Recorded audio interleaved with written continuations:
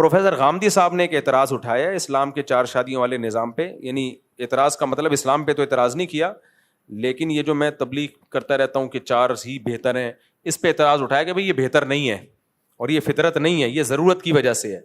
اگر یہ فطرت ہوتا تو آدم علیہ السلام کے لیے پھر ایک بیوی نہ ہوتی. یعنی غامدی صاحب نے یہ ثابت کرنے کی کوشش کی ہے کہ آدم علیہ السلام کے لیے ایک بیوی رکھنا اس کی علامت ہے کہ فطرت ایک ہی ہے. ہمارے دین میں تو یہ بتایا گیا ہے کہ اللہ تعالیٰ نے جب ایک خاندان کی ابتدا کی تو ایک میاں بیوی سے کی، یعنی سیدنا آدم کے لیے کوئی 10 حوا نہیں بنائی، ایک ہی حوا بنائی. اس کا جواب سمجھو، یہ بات بالکل غلط ہے جناب پروفیسر غامدی صاحب. آپ کے احترام کے میں احترام اس لیے کہ غامدی صاحب کے لب و لہجہ بہرحال شائستہ ہوتا ہے، اردو بھی اچھی ہے، وہ دیگر اسکالرس کی طرح ایسا نہیں ہے کہ جو ہے وہ بازاری زبان استعمال کرتے ہیں، وہ لگتا ہے کوئی پڑھے لکھے خاندان سے تعلق رہا ہے.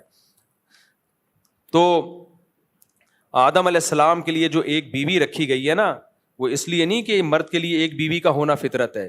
غامدی صاحب تو سائنس کو بہت مانتے ہیں، آپ کسی ڈاکٹر سے پوچھ لو، میڈیکل سائنس سے پوچھ لو، میڈیکل سائنس کہتی ہے کہ مرد کے لیے ایک بیوی کافی نہیں ہے.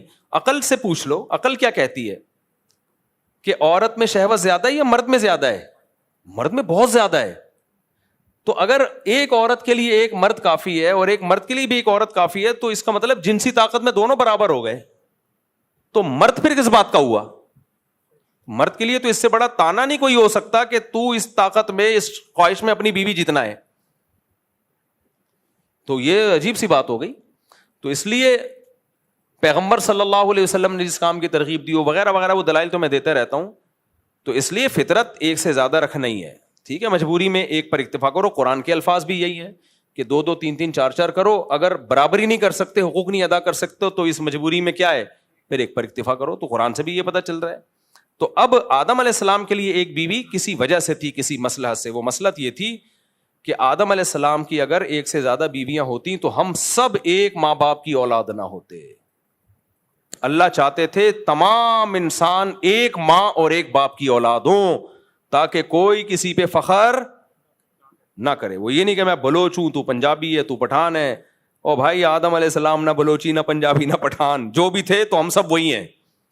تو اگر مائیں الگ الگ ہوتی تو ہم کہتے یہ ہم ہوا کی اولاد میں، یہ فلانی ان کی، تو یہ الگ ہے وہ الگ ہیں. تو بعض کام مصلحتاً ہوتے ہیں. تو اللہ چاہتے تھے کہ تمام انسان کی اصل ایک ہو جا کے. اس مصلحت سے آدم علیہ السلام کی صرف ایک بیوی رکھی گئی ہے، ورنہ پیغمبروں کی زیادہ ہی، ابراہیم خلیل اللہ کی زیادہ بیویاں، موسیٰ کلیم اللہ کی زیادہ بیویاں. پھر وہ بیویوں پہ بیان شروع ہو جائے گا، پھر تم کو بولو گے یار کیا ہو گیا.